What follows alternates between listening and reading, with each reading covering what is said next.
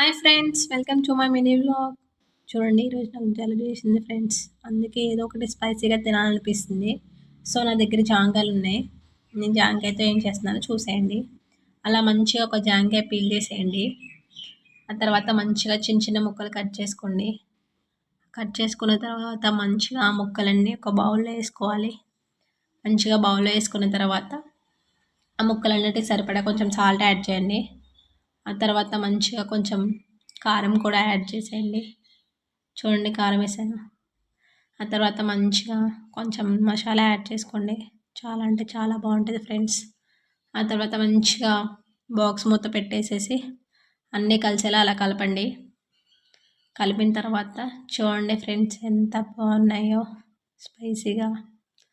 మీకు కూడా తినాలనిపిస్తుంది కదా, నాకు తెలుసు. ట్రై చేయండి మీరు ఎప్పుడైనా. ఓకే ఫ్రెండ్స్, చాలా అంటే చాలా బాగుంది.